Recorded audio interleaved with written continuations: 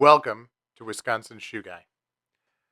Here we do unboxing videos, we discuss general shoe knowledge, we do worth the price videos as shoe reviews, and we will do shoe battles, comparing shoe to shoe so that you can understand the differences. I also speak to experts in the field.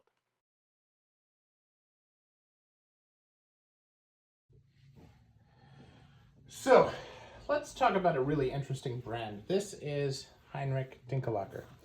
Now, Heinrich Dinkelacker is a very well-established brand. They're based in Germany. Their factory is actually in Budapest. You can find them on some really cool YouTube videos for the most expensive shoes in the world. But this is a traditional Hungarian factory that does everything by hand. Everything. These are hand welted, they're hand stitched, although I have seen the sewing machines, so I know that they do use machines for the uppers. But they do the soles completely by hand, and they do this nails completely by hand. Okay. And they do the sole stitching by hand. And in this case, they have this beautiful Tyrolese welt, which is just one of the coolest Norwegian welts made on shoes. And I've got to say that wearing them, and this is my second pair, one of which I sold because it was too big, is awesome. They fit beautifully. They're sturdy. If you've driven a Mercedes-Benz, it's like that, right? You drive a Mercedes-Benz and it feels like you're driving a tank.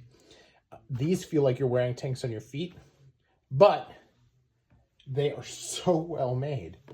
It is unbelievable. So take a look at that stitch density, the double stitches, the way they pull that together. This is a nice thing here. Instead of a 5 eyelet in this style, they do 3. So you get more, well, instead of this being kind of straight across here, you get more of a welt here, or more of the vamp, excuse me, not the welt, the vamp. And that is a interesting change to the dynamics of the shoe because you just see more of the upper, more of the last. They also have these really, really big medallions that wind up going over the toe when they last it. And so it means that when they last it, they can't stretch the medallion. So they have to really be very, very careful in the way that they do it. And you can tell that these are hand lasted. They're a little asymmetric, not very, I mean a little, I would say almost symmetrical, okay? Which I think is a downside, okay? But every other measurement that I have really, really has strength in this brand. Now, they do have other more traditional styles that are not quite as bulky or chunky, as I like to say. And they have lasts that have triple soles, they have double soles. The one thing I will say about this, if you look carefully, you can see that the double sole on this is actually 2 soles put together, not a little itty bitty midsole added onto a regular sole. Now these are JR soles. Almost all of them are JR. They don't all say it. The first pair I had actually had JR's old logo on it. And they have a number of lasts. The one thing I will tell you is that their sizing is very unique. Most of their lasts are a triple E width or a G width. And so you have to really understand kind of how your foot is shaped compared to these. Now I have relatively wide feet, relatively short toes, so I'm able to size down for these.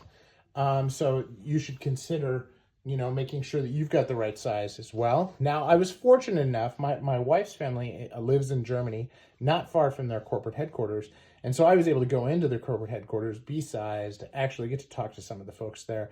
And it's a really, really great experience. If you happen to have the opportunity, I would suggest doing it. Heinrich Dinkelacker was bought. It is one of the oldest companies out there, really, really old. But it was bought by Shoe Passion, which is a new outfit. In Germany. They also call themselves the Berlin Shoe Company.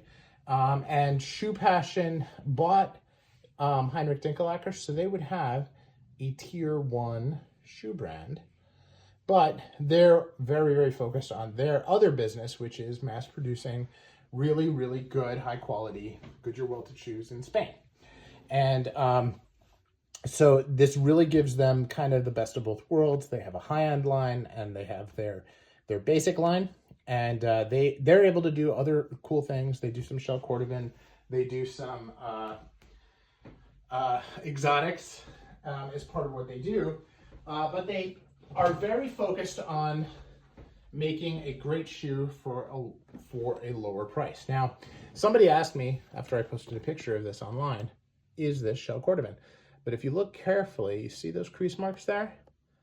That crease mark means it's not shell cordovan.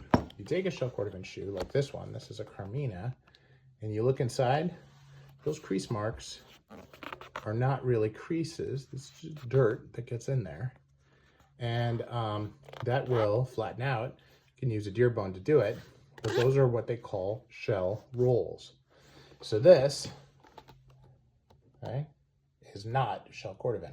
Now, that said, Heinrich Dinkelacker loves shell cordovan, and they do make shell cordovan shoes and boots, and they are absolutely wonderful. Now, this is the Buddha last. They also make the other ones that I had were on the Luzerne last.